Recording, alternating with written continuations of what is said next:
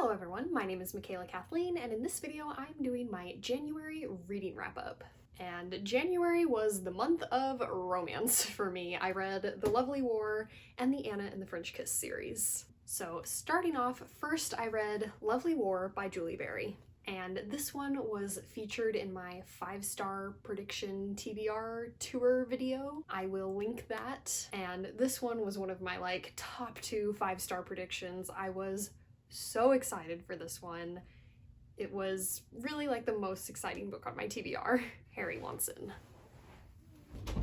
Harry baby. Yes. Harry baby is hungry. But his dinner is at 7. It's not even 6. But yeah, I was very excited for this one because I thought it would be in the realm of The Book Thief by Marcus Zusak, which is one of my top 10 favorite books of all time.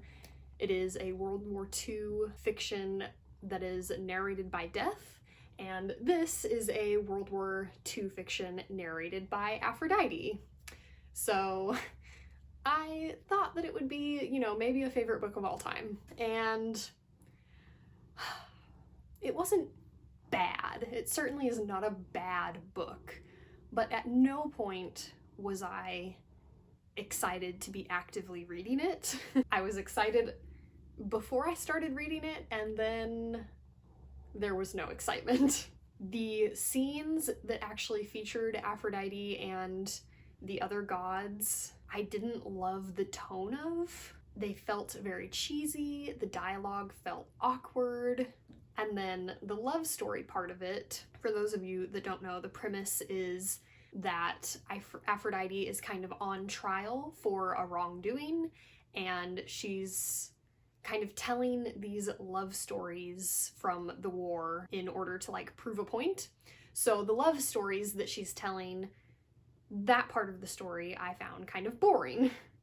The tone was a lot better in that part of the story, that part of the book, but I just found them kind of boring. Which, yeah, going into it, I thought Aphrodite was more of just a narrator, the way that Death is in The Book Thief, but obviously she's much more of a character. She has actual scenes in the book where she's actually present and is a character in the story rather than just narrating the whole thing. And yeah, I don't have a whole lot to say about the book because, again, it just wasn't interesting to me. It wasn't impressive. It was all just kind of monotone, I guess. Like I said, it wasn't bad. It was very well constructed, and the writing was certainly well done, I guess.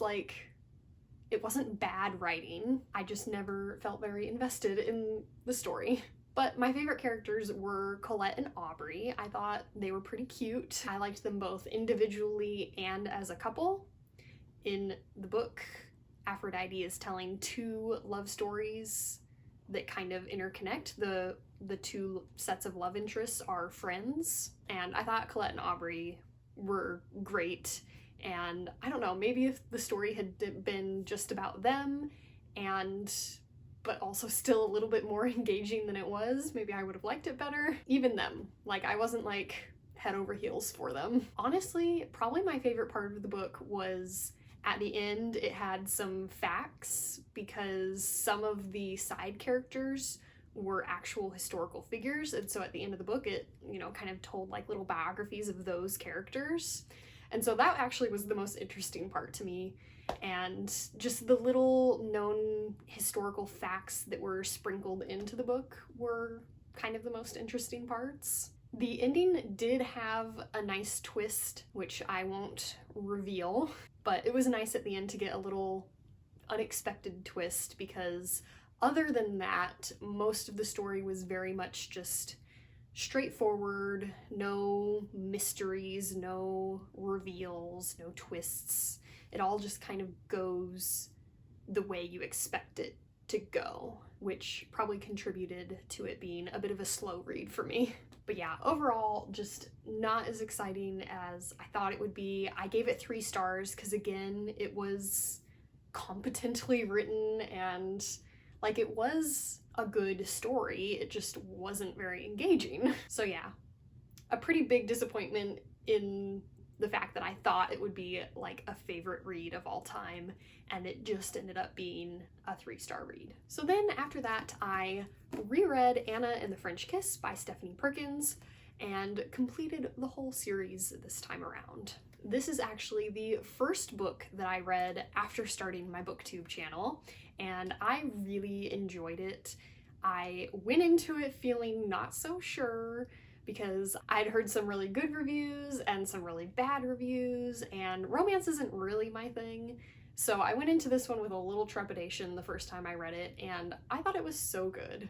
I don't have a ton to say about it since I have already reviewed it on my channel. I will link that video. But yeah, it's just, you expect just a fluffy, dumb love story, which it is, but it also just was deeper than I expected it to be, and a little more serious than I expected it to be. And like, I expected insta love, and it's not. It's a slow burn. So yeah, I really enjoyed it the first time around, and I really enjoyed my reread as well. So then, of course, next I read Lola and the Boy Next Door, which this was probably my least favorite one in the series, mostly because the character Lola was my least favorite of the 3 girls. I really wanted to like her because I loved her like being into costumes thing. That was very fun. But I don't know, she was just, her decisions made the least sense. She was so overdramatic, which, you know, kind of goes with her character type of being like into theater and costumes and all that stuff, but it was just over the top. Like, the beginning sets up this backstory with her and the boy next door, and how this big dramatic emotional thing happened in her past that made her never want to see him again, and when she does finally see him, she like drops all the plates that she's holding in her hands and does everything short of fainting, basically. And then the backstory was not that dramatic, so her reactions were just a little over the top for that.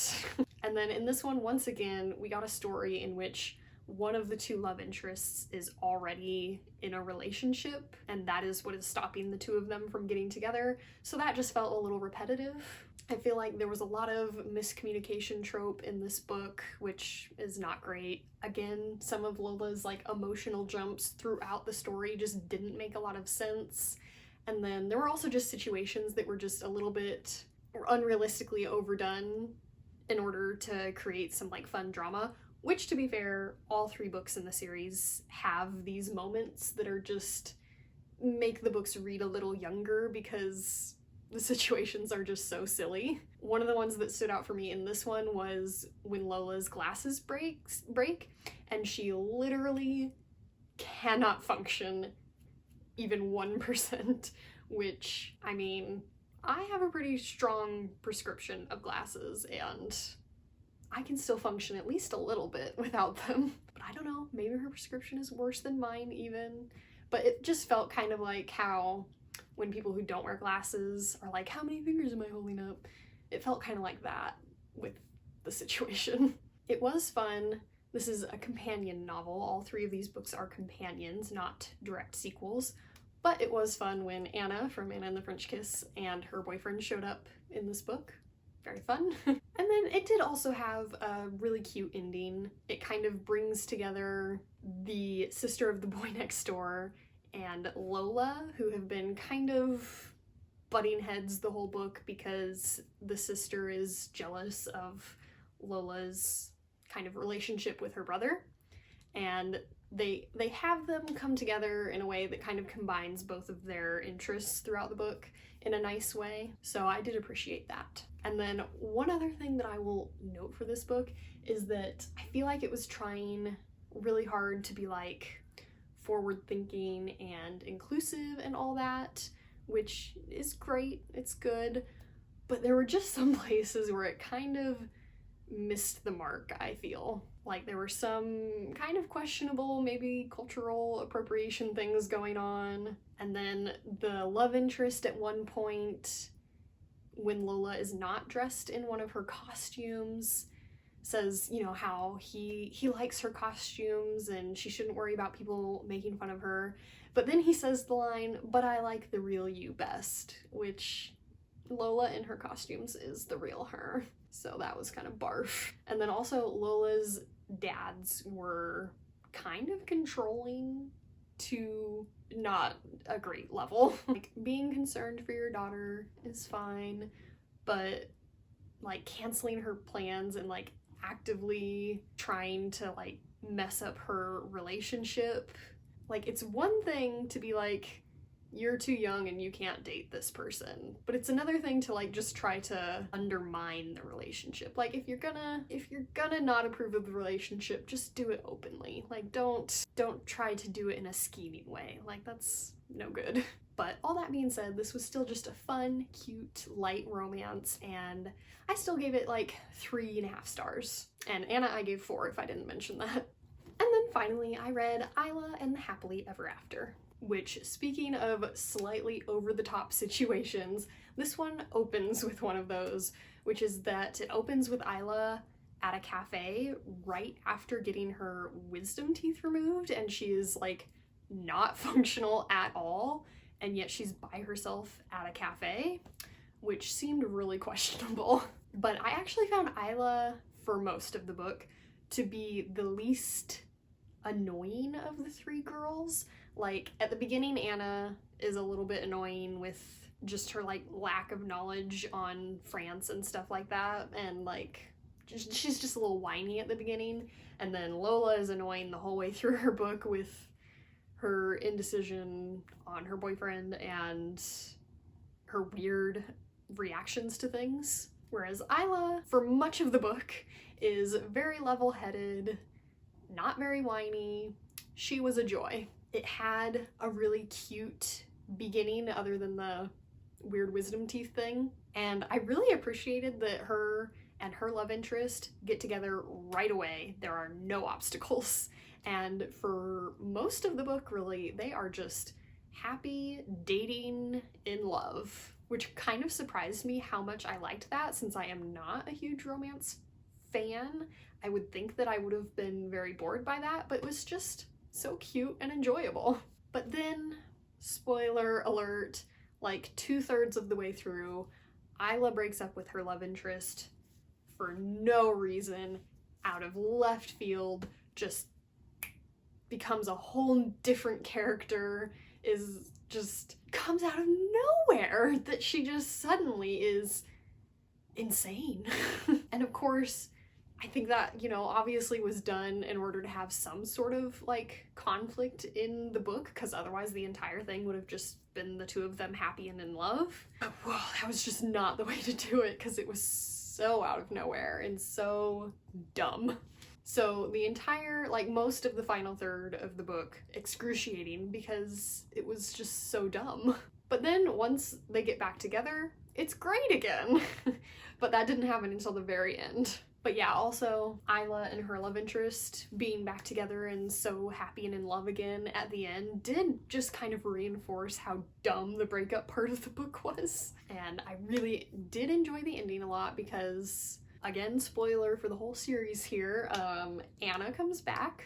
All Anna and her love interest and Lola and her love interest all come back, and Anna's love interest proposes, which was very exciting and a very nice way to wrap up the trilogy, having the love interests from the first book get engaged, although they were too young to be doing that. So yeah, this one was really light and fun and like cute.